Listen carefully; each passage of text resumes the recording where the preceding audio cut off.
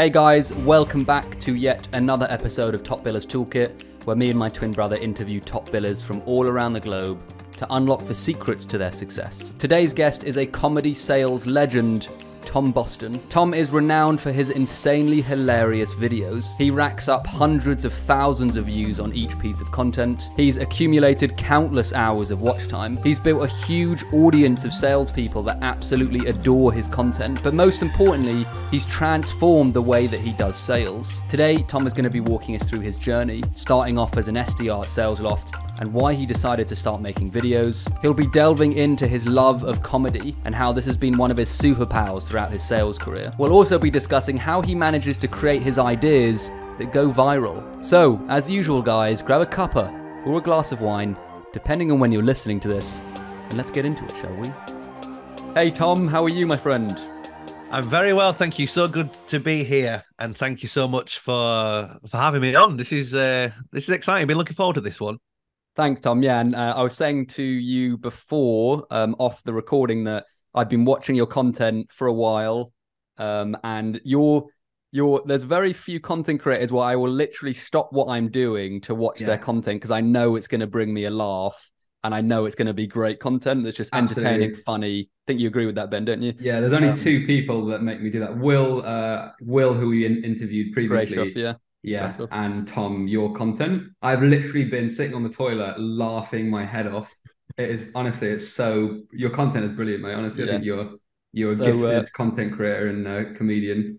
So that's very, very kind, and thank you so much. I had a message from someone actually earlier this week, and he said, "Tom, I don't watch your videos in the office anymore because I'm laughing, and people are looking over. You know, it looks like I'm not doing any work." So that really made me smile. This idea that you have to watch them in secret, you know, in case it makes you laugh. I got a kick out of that. Brilliant. I love that. That's so good. Cool. So thanks again for joining us, mate. This is really, really cool to see you in person and to meet you. And we always start the podcast with this question, which is, what's the number one tool in your toolkit, whether it be a strategy, mindset, or piece of software? What do you think, Tom?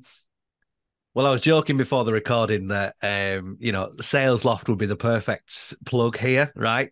And I'd be daft not to mention it as a piece of software. But I also think mindset, you know, you talked there about having mindset in your toolkit. I think genuinely positivity and an attitude that kind of reflects that, right? So that like it's not all doom and gloom, and yes, we've got targets, and yes, work is hard, and yes, life is hard, but actually having a positive mindset and trying to approach the day by going, okay, well, what's the worst that can happen, right? What is the worst thing that can happen?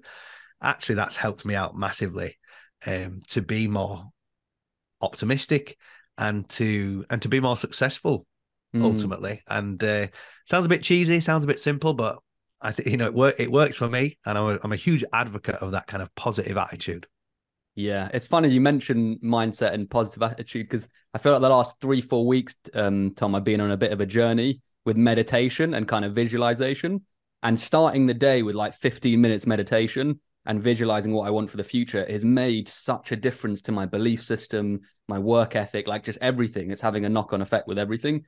So it's just really cool that you said that, because I feel like I'm going through that journey right now. Again, been through it many times.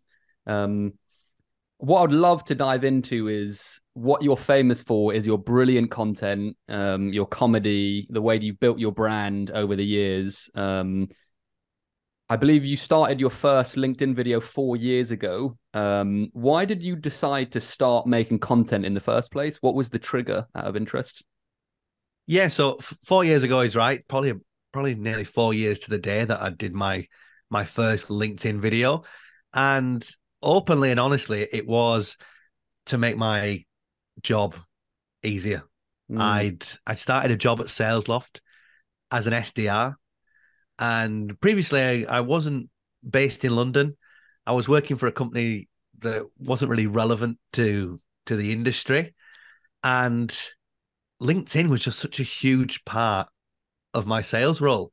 It was my first step on my cadence. It was the first time I would introduce myself to a prospect. I kind of looked at my profile and I was like, I need to get something on there. I need to get some personality on there. I need to get something about sales on there, because there wasn't any of that. And my answer to that was to pick up my phone and commit to recording a video every week. I didn't really know how that would pan out. But what I did know is that on the very least, I'd humanize my LinkedIn profile, and the prospects that I was reaching out to would look at it and go, okay, yeah, this person, I can see him there, he is in the office, kind of bringing that SDR role to life, because you see sales, you see salesperson, whatever it might be, and it might be a little bit off-putting. So I was like, okay, how do I leverage video to hopefully humanize myself and be more appealing to people I want to book meetings with? That was it, really. It's really cool and makes perfect sense. And what made you go into what made you choose comedy specifically, Tom? Because I think a lot of people firstly veer away from being comedic because maybe they want to be more corporate and put on that persona, but also it's actually harder to do good comedy. I find it's actually really hard to do good comedy. So why did you decide to do that specifically?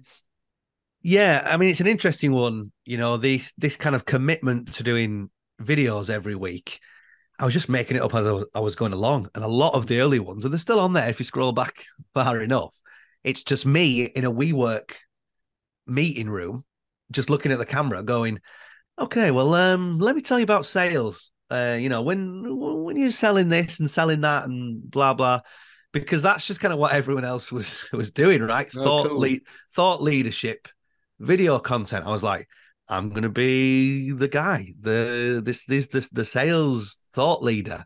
And after about kind of 2 months of, 0 likes or people kind of just commenting, oh yeah, well, this is okay. I was like, I think I can do something a little bit stronger than this, right? And I was sending out these prospect videos every day. I'd send video emails out to people all the time. And I'd put little jokes in there, right? I'd try to make them smile. I'd try to fill them with personality. And then it just made sense to me. Okay, well, why don't we try and do that on LinkedIn? Like, I'm already doing it anyway. I'm already telling jokes to prospects because that's something I've used my whole life, right? Humor to connect with people. I can't really stay away from it. It's followed me for my whole life. So I was like, right, I'll do that on LinkedIn. And I made a video which was about the excuses that sales people give for not filling out the CRM, right? So it was all those excuses. Oh, I think it got lost in the cloud somewhere, or I've got it all on a spreadsheet, so don't worry about that. It's a very secret spreadsheet, And that video did so well. Wow. So many comments. It got thousands and thousands of impressions.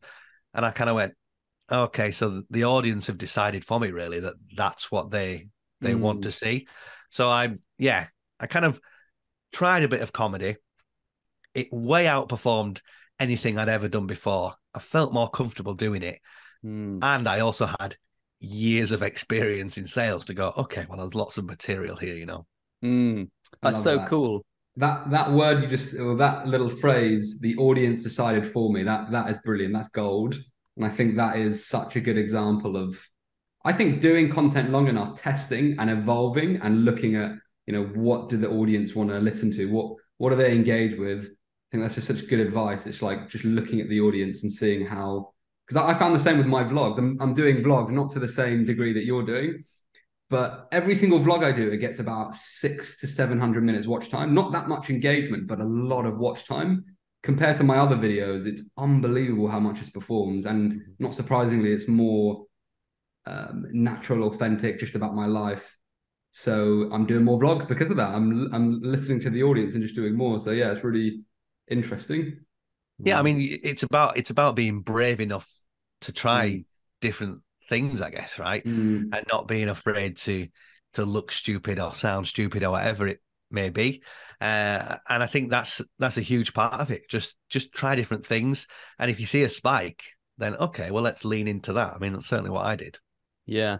You did it for the first couple months and you didn't get much traction. You could have given up then Tom? Like, what made you like rethink it and be like, okay, I'm going to try something else. I'm going to keep going. What was going through your head during that point? Yeah, I mean, I guess I knew it could be good. I know that sounds a bit strange, because how can you know? But I was like, I knew I certainly knew it could be better than what I was doing. In my past lives, I'm a failed YouTuber, right? I did a YouTube channel years ago. It was just me in London, and that was the content, right? I'd not really thought about it. I just thought, this will be great. I'll film myself, walking down the Thames. People will love that. And obviously they didn't, right? And I look back at that, it's because I didn't really have anything to say. And when I joined Salesloft and I looked at LinkedIn, I thought, well, actually now I really do have something to say, and I do have a purpose. I also, again, 4 years ago, scrolling through on LinkedIn, just saw a lot of bad content, right? To put it nicely. And there was something inside me that thought, okay, well, then maybe I could actually offer something to this platform and be something that people get a kick out of and enjoy that. So yeah, I guess to answer your question, I had some kind of inner belief that it could be a lot better. I mean, it certainly couldn't be any worse. Some of those earlier videos. My first video, I just talk about the fleece that I'm wearing. I'm wearing a fleece. I talked about that for a lot. That was kind of 60% of the video. So like, I think, yeah, knowing it can be better, that was a huge driver. That's cool. Awesome. And what I'd love, because I've been following your journey, Tom. I've been looking at your content. I have the feeling that you started off at one position, and staying consistent with content, building up this brand has impacted your life and your business and probably your income in a lot of different ways. Can you just give us, for someone kind of looking in to see how much your life has changed, can you just give us an idea of how much impact this brand building exercise has had on your life, your personal life, your business, your belief system, your vision? Is that okay? Yeah, I mean, it's changed it, more than I ever thought that it could.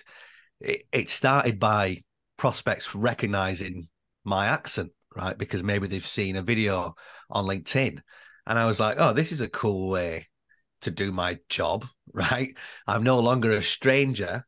They go, oh, it's Tom. Oh, it's Tom calling. They were almost happy for me to call them. And I remember saying to my missus, oh, okay, well, this is very different from other roles that I've had in the past where you're a stranger or you're a nuisance or whatever that might be. Then the inbound leads started coming in, right? And again, that kind of magical moment where I'm in an outbound role and I've got inbound leads as a result of the content, felt like a real game changer. And then as my journey progressed, moved into a marketing role. So kind of thought that I'd want to stick down that sales route, but the team at Salesloft understood that maybe I had some more things to offer. Joined the brand team, launched a podcast, now get to speak to industry leaders, which has been something I'd never been able to do, and I feel really honored to do that. And then also been able to train other people, right? So that's opportunities that I'd never have had if it had not been for that kind of content creation. So working with the likes of Pavilion, Sales Impacts Academy as their lecturers, and then launching my own consultation business and working with teams to help them leverage social. Like it sounds mad when you list it all out, but it's all come from that consistency of building a following and creating weekly content. That's awesome, mate. I wish I could be as funny as you, but I think comedy is this very rare thing that I think you either have, maybe you can get better at it, but I think your personality, your look, I think there's so many things that makes a good comedy or a good comedian.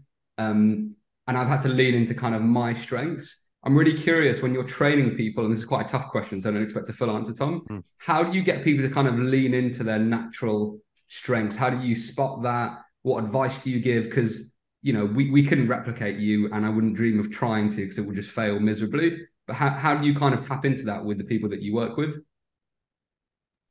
Yeah, I mean, it's a good question, and I certainly don't want to breed an army of Tom Bostons, right? People, I mean, that would be a And nightmare. we're quite close. We've got a bald head like you, We're so, getting and a there, yeah. beard. Ginger beard, yeah, we're getting there. I feel like the kind of message that I talk to people about a lot, right? And you've already mentioned it there, is leaning into your strengths. I think one of the reasons that my content has done well is I'm very comfortable recording myself, and I really enjoy making people smile. So those two things, that's kind of filtered all the way through my content, and it's something I've always enjoyed doing. Right, weirdly, when I was a kid, I had a little camera, VCR camera. I'm showing my age now, and you know, while other kids were outside playing football, I was recording videos, right, Oh, silly little wow. videos, and kind of presenting and all that kind of stuff. So like I love it, and it's something that I've always loved. When we use that word authentic, I think the reason that's often associated with what I do is because you can tell that I'm having a really good time. So what I always say to people I work with is like, look, how do you enjoy the content that you put out and get other people to see that? And I think it's about, like you said, leaning into your strengths. So if you hate video, don't record video, right? Unless you really want to push yourself through, you're just going to be a deer in the headlights. You're going to cringe. It's not for you, and that's okay. But start looking at, okay, well, what else could I do, right? Could I look at memes? Could I be the meme person, right? Do I look at writing articles? Do I launch a podcast? Can I maybe focus on audio content? There's so much you can do, and there's so many avenues you can go down. It doesn't have to be comedy.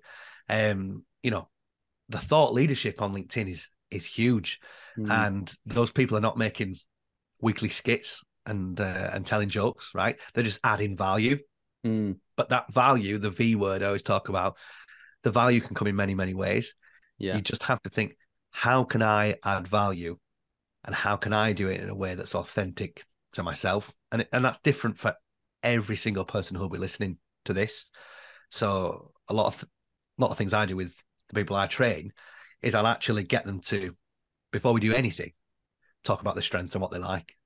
And they'll be like, well, I just want to, you know, I want to get more followers and get more leads, and I want to be this and that. Well, actually, we need to start right at the beginning. What you're passionate about. What content do you engage with? What do you like? What would your friends say is your biggest strength? Because it's these kind of things that you want to bring into your personal brand, to use that buzzword, to, you know, to your content.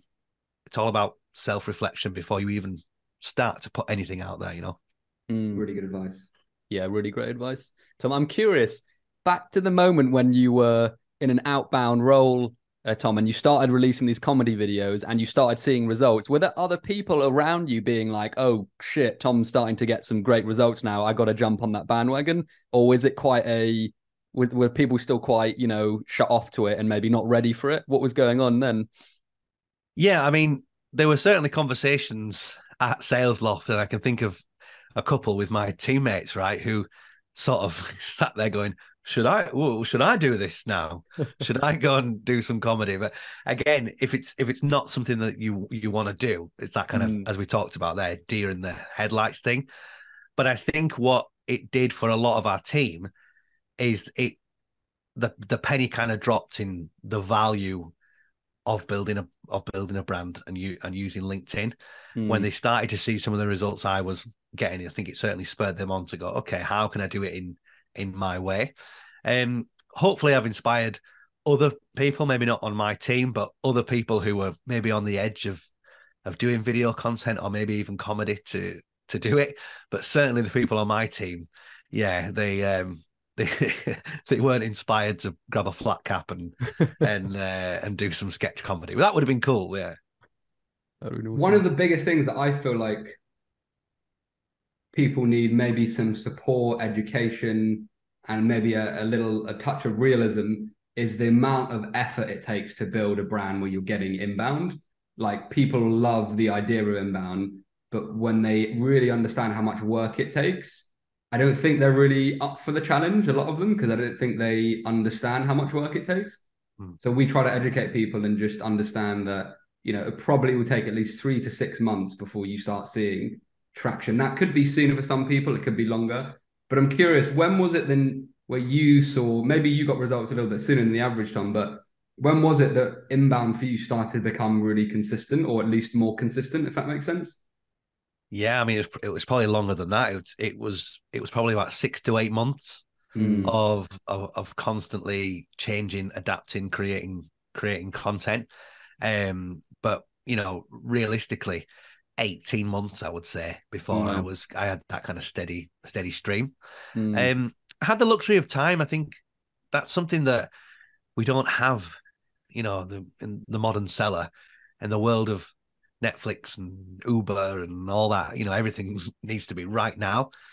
I'd started a role and I'd understood I'm going to be here for a while. When you land a job and you think this is the one for me. I definitely sort of unpacked my stuff, and that was really refreshing, because I was like, I've got time.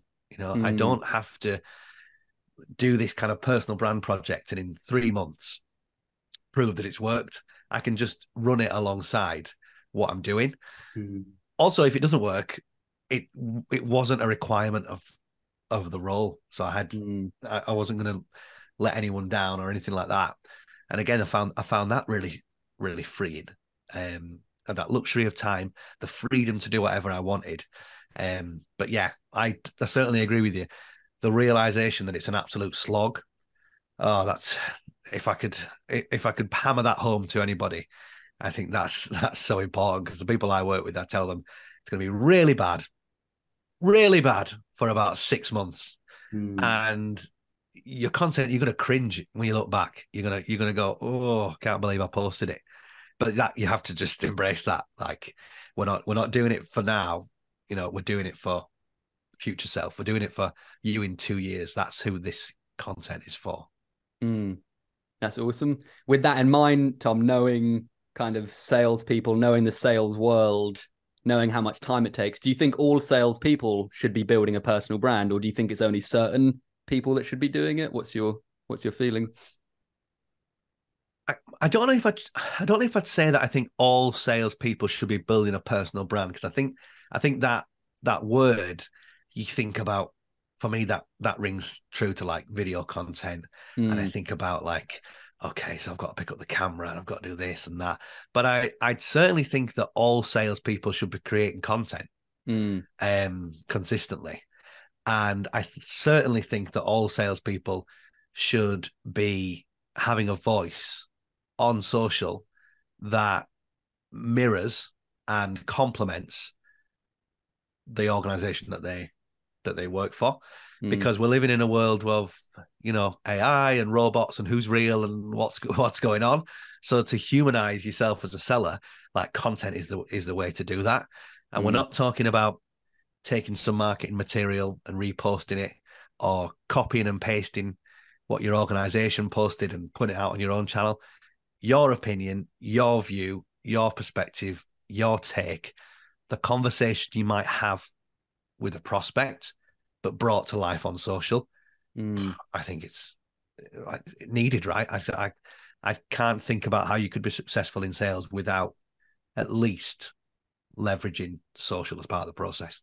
That what you just said there was really interesting, because the most frustrating thing is when people think they're building a personal brand, but they're or producing value, but it's just like sharing articles, or it's just so dull. It's unbelievable. It's like the most dullest content I've ever seen. And good on them for trying. I'm not trying to slate people that are trying. But then I question, are you actually trying? I don't think you are. Like, I honestly don't think they're trying when they're doing that. I think they're trying to do the bare minimum. And this is another thing that I want to try and get across, is that if you truly want to stand out, you absolutely can't do the bare minimum. You have to, what you've done and what we've done, and a lot of our clients, is constantly innovate and figure out how can you stand out, and how can you, I hate to say this, but be the best, at least aim to be the best. I don't think any of us will ever be the best, but strive to be the best in your field. And that means putting work and energy into it. I'm going off on one, Tom. I don't even know what this point's about, but it's just it's inner frustration, I think, when I look at people. No, I get that. I see it all the time. You know, people posting things that have clearly been written by the marketing team.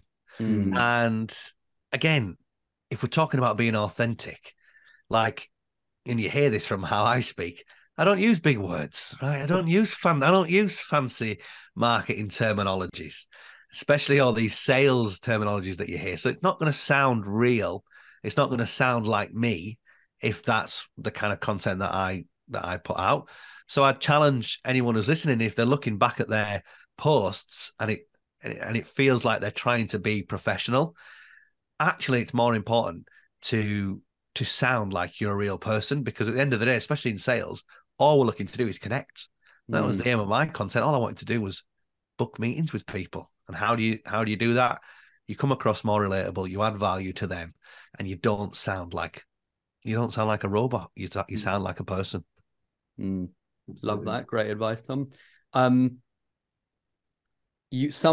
most of your ideas are absolutely brilliant, but there's some when I'm like, how the hell did Tom think of this? This is absolute bloody genius. I feel like one thing that I hear a lot is idea generation is one of the most difficult things for people. Like, what the hell do I post? What do I write about? How do you come up with your ideas, Tom? I'm sure it's been a evolution. Is there like a solid process? Is it more of a creative spur that comes into your brain? Like, can you talk us through your process?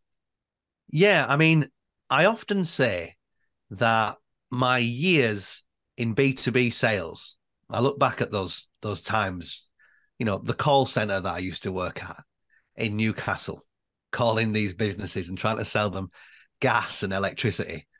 And I look back at those miserable days of going home with a headache and saying to my wife, I can't do this anymore, right? I know we've got a wedding coming up. I can't do this anymore. I now look back at that and go, oh, that was the research phase. I understand now why I was there. That was me doing my research, because I've lived and breathed every bad sales scenario there could be. I've had the worst meetings in the world, the worst pipeline reviews meetings in the world, the worst conversations ever, all that stuff. I've been through it. So I'm able to draw on that pain. Like, I know that sounds a bit morbid, but a lot of comedy is tragedy, right? That's just like a basic fundamental of comedy. So now I look back and go, okay, yeah, so that was just me researching for this content. I'm very, very fortunate that Salesloft solves a lot of the problems that I faced in my life. So I'm able to kind of present those as problems and then tie in Salesloft as the solution, right? So helping sellers to sell better, to book more meetings, to leverage AI to make sure that they know what's next in the sales process, setting themselves up for success with coaching, with forecasting, whatever it may be. I've done all the opposite of that in my life. So I've got like a whole back catalogue of stories that I can use. But to touch on your point there, where should I think of ideas? If you're sitting there as a content creator, where do I start? I always say, well, just look at the pain points that you solve for, right? Because that's all I do. I look at what Salesloft solves for, and I think, how can I bring the pain to life? I use comedy to do that, but you don't have to. I think that is a fundamental. When you start thinking, oh, run out of ideas, or what should I post about this week? Where do I start? Start with the pain points. Don't start with the solution, because everyone's talking about the solution. Everyone's the answer on LinkedIn, aren't they? Everyone's got the golden key, and everyone's going to fix you and save you. And don't do that. Focus on the pain points that your ICP are going through, so that they look at you and go, oh, this person gets it.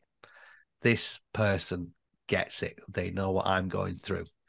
And maybe I'll speak to them about how they could fix it, Love that, Tom. That's such great advice. Something that me and Ben preach a lot, but you put it in beautiful words. I'm interested, Tom, you've done so much content now. You've had so many impressions, so many likes, built up your brand massively. Were there specific videos that you found got more inbound leads than others? Or was it just a process of posting consistently and being consistent with the videos? Did you track any of that stuff or figure out any of that data? Yeah, it's a tough one, right? We talk a lot about Yeah, like dark social and when has someone seen this, and yeah. the amount of times I've been on a discovery call and someone has said, "Oh, I sent that video you did 4 weeks ago to my entire team," and Mm, they shared it around, and that was the reason that we decided to jump on the call. mm, But I'm never gonna know that, and a yeah. lot of the people who maybe saw the video, they've not engaged with it, right? They've not commented, they've not liked, which is why I always talk about not getting too caught up on, oh, it only got 50 likes, or oh, it only got 200 likes, whatever your kind of level is, Yeah. because actually you've got no idea how many Slack groups that's been shared into. Mm, You've got no idea how many teams have watched that in a room together, which is the kind of messages that I started getting, right? So yeah, so difficult to track, but I certainly found, especially at the height of my SDR role, I would get people who would message me and say, "Oh, okay, then go on, let's have a conversation about that," right? Which often made me think they've probably seen at least 2, 3, 4, 5 videos. This is mm, not. And again, I'd love it if you could just create one piece of content that generated a lead that same day. mm, Very, very, very unlikely, right? So again, we've mentioned the word consistency. I think that's the answer. It's about showing up every week, adding value, showing how you can solve a pain point, bringing that story to life, and that's when you'll start to see people drop into your DMs. Hey Tom, I've seen a couple of your pieces of content now. It's almost like they've joined the dots, right? And yeah. that's triggered them to get in touch. I tried putting kind of call to actions on the early videos, especially when they started doing well, right? I was like, oh, here we go. I'll just put at the bottom of the video, book a demo. Mm. Fantastic. I won't have to make a cold call ever again. I'll just do a viral video, book a demo with Tom, and I'll just, put the kettle on and I've cracked it. It didn't work, right? And again, trial and error. It made me understand. Now, look, you can't expect it to be a magic wand. It has to be part of a process and something bigger. And I often say that, a lot of my social selling, we talk about social selling, would be on the phone Mm. because it'd be referencing something they'd seen on social media, Yeah. or we'd be an email back and forth, and we'd be talking about content, or I'd send them a piece of content. So it's about always being active as well as kind of putting content out there, Yeah. and not thinking, oh, this is going to solve all my problems. 100%. And never stop the outbound as well. I think that, I don't know if that's something you agree with, Tom, but never, no matter how big you get, and you can't rely just on inbound, you have to consistently do outbound as well. It's just a little thing that me and Ben have learned along the years, along the way. If you were to go back in time, Tom, like if there were a few key moments in time that you could jump through a portal and just give your younger self a little nudge and be like, okay, mate, try doing this differently, you speed up the journey, or veer away from this because it will just save you a lot of time. Are there any key kind of things that come to mind when I say that? Yeah, certainly. I think back to kind of projects that I've done in the past, right? So once upon a time, I thought I was a blogger, and I was doing all these weekly blogs, and I would go to restaurants, and I would eat a meal, and I would review them, right? And all that kind of energy, I think back, it got quite big at one point, especially in the Northeast. Yeah. All that energy, I look back and go, okay, well, how could I have maybe put that into something that was actually kind of leading towards something that I'm passionate about? Mm. I like a nice meal, but I'm certainly not passionate about being a restaurant critic, and I kind of weirdly found myself doing it through this blog that I'd created. And I don't know if you've ever done that in your life, where you kind of go down a path. Yeah, You 100%. think, how did I end up here? How I'm Absolutely. sort of doing burger reviews. And Why I did you think that, continue doing that then, Tom? Like, if it wasn't your passion, you were in it. It obviously was quite successful. What was in your brain like that made you kept on doing something that you weren't that passionate about? yeah, again, I think it was like it. It was that idea of I'm not using my skills right. So you ever done that in the past where you may be doing something and you feel like, oh, I've got more to give here. Mm, So I was doing a role that wasn't a very creative role at all. So my side project was doing a blog and doing videos and kind of creating a website and doing restaurant reviews.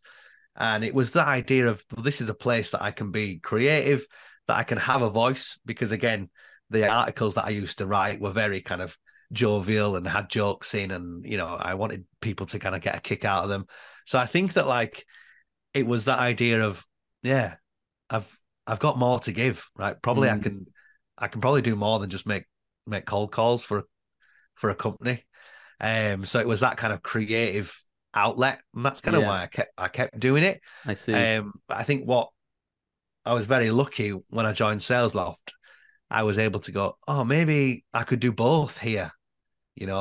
Maybe I could take that creative spirit and that passion for creating something, but actually tie it into my day-to-day role.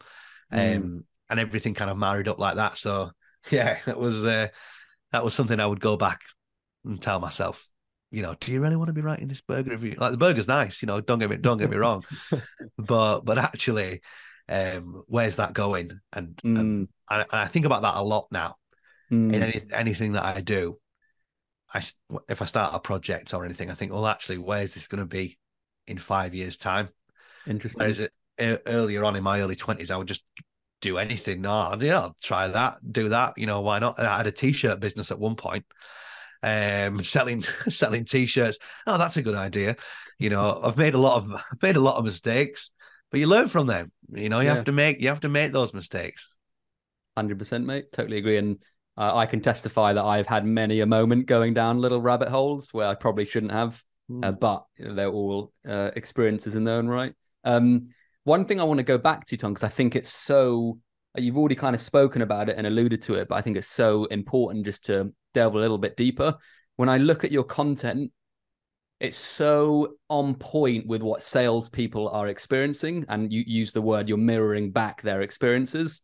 And, majority of salespeople that watch that will be like, Tom absolutely bloody gets me. He understands me. Why is that so important to do that in your content as opposed to posting anything else, random stuff?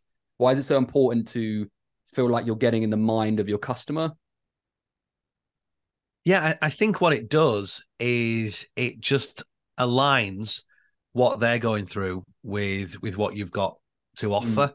And in a really basic way, I mean, the people that I get on most with in my life are people who I think, oh, they're a bit like me, or like they find the same things funny that I do, or maybe they've got the same life experiences as me.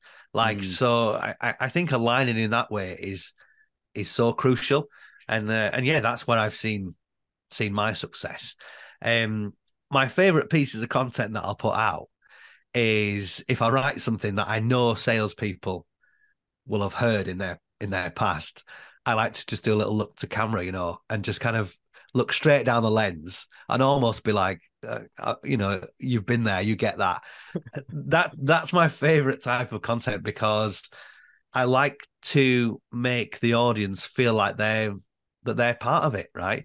And if they can kind of throw their hands up in the air and go, oh, I had that conversation this morning, or oh, that was me 5 years ago, then why not? And that kind of that connection piece, that's so important. And that's taken me a long time to learn. For a long time I thought, no, I do the videos and it's all very separate. And then I've realized, actually, no, the comment section, that's the most important part. It's not really even about the video. It's about the reaction to the video. And the best way to get a reaction is to create a connection. Love that, Tom. Really great answer, mate. My bloody email just went off, so sorry about that. God, that was like the worst timing. I should have turned it off. Sorry, Tom.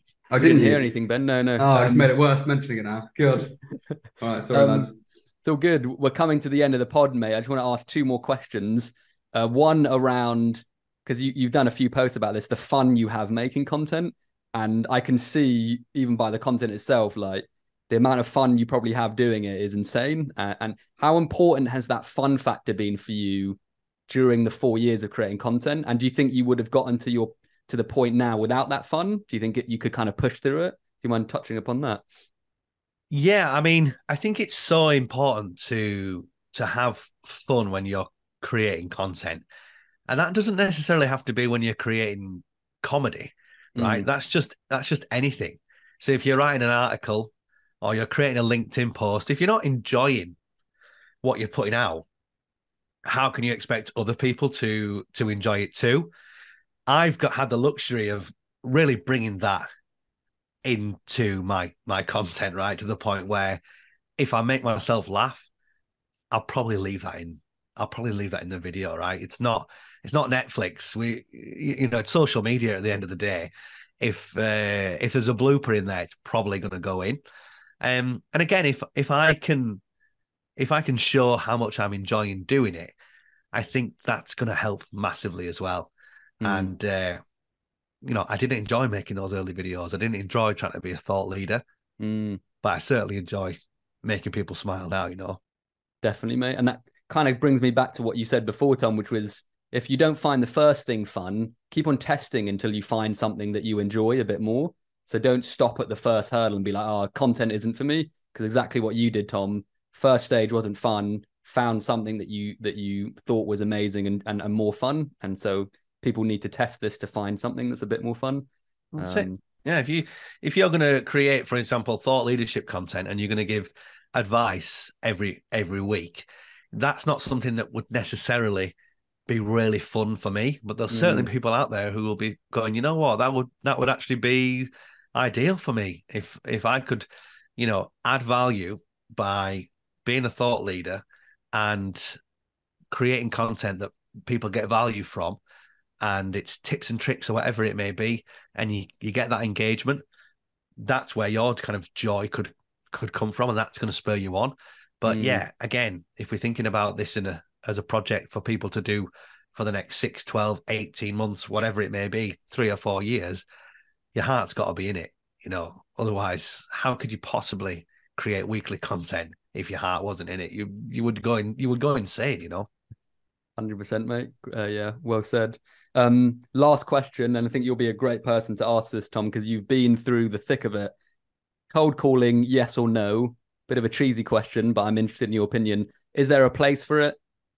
For someone who's still using content and building a massive personal brand, should they still be using it? What's your opinion on cold calling in today's modern day? Well, you got to talk about cold calling because, if I ever create content about cold calling, it does so well on the platform. It's such a hot topic, but my take is that it's absolutely alive and well, and you can be so successful by getting it right. My phone rarely rings. I don't know about yours, and I'll try and give people the time of day just because of the industry that I'm in. And if someone says something interesting, and then I'll look to explore that. And that's not me necessarily having seen their content, knowing their organization. I'm very open to that. And I think that, yeah, it's not dead. It's not dead at all. You just can't use those old broken lines of, we're going to save you time, save you money, save your business, whatever it may be.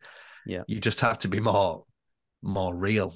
I think, yeah, success on the phone comes from being real. That's what they used to say at in the call center. My nickname, I used to work in a lot of Geordies, and I'd be on the phone, and I'd come off the phone, and my teammates would say, "He's some boy.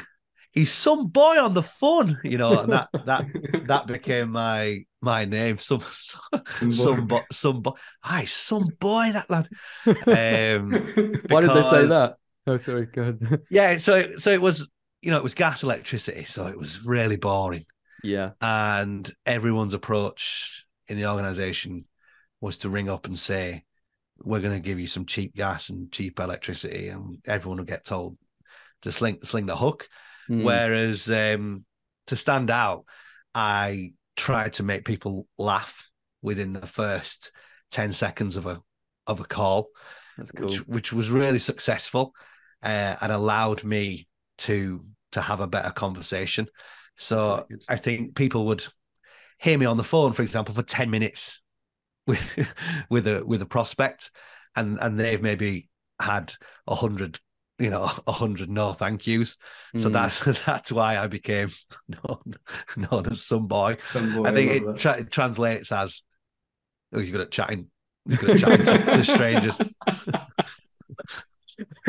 That was wicked, mate. So you started using the comedy before the videos in your cold calls to improve it. That's yeah, all the time. I'd ring people up and I would tell them we're the most expensive solution out there, and they can get a much cheaper price if they Googled it. That would make people kind of, what are you talking about, right? And I'd get a lot of smiles from that, and it would allow me to then go, well, let me tell you why, because we offer X, Y, Z. Cool. People don't get a lot of calls from people saying they're the most expensive solution on the market. Yeah. It's like brutal honesty that you don't get from salespeople, and I would just lean into that 100%. Massively. Nothing better than telling someone they can get it cheaper online. Well, why should I listen to you then? Well, let me tell you, and then then you're in, you know. Yeah. Brilliant. What I got from that, Tom, is like anything you can do to pattern interrupt people that are being stuck in a daze of the same thing. Pattern interrupts like the most powerful thing, and that's what you were using, weren't you? Basically, a pattern interrupt. Yeah, how do you sound different? How do you sound unlike anyone else? Some of the best salespeople that I've ever worked with had a strange accent, a weird way of speaking to people, right? They might be quirky, like all these things that, you know, for me in my life, I've always gone, well, that's a negative, you know, because I don't want to be weird. Actually, when it comes to like sales, weird is brilliant. Weird is fantastic, because no one wants to sound like that. Everyone wants to sound professional. Everyone wants to sound like the best salesperson in the world, whatever that may be. But weird grabs your attention. Weird is memorable. Weird is good. Absolutely love that, and I couldn't agree more, Tom. Thank you so much for coming today, mate. Honestly, it was such a pleasure to meet you after all these years of following you and feeling like I know you in person, which must be a bit weird for you. But thank you so much, mate. Really appreciate your time. You're very welcome. Thanks for having me. Hey guys, thanks for tuning in to this episode. If you enjoyed it, please don't forget to subscribe on YouTube and Spotify. Tune in for another episode next week, and we look forward to seeing you again very soon. Peace and love.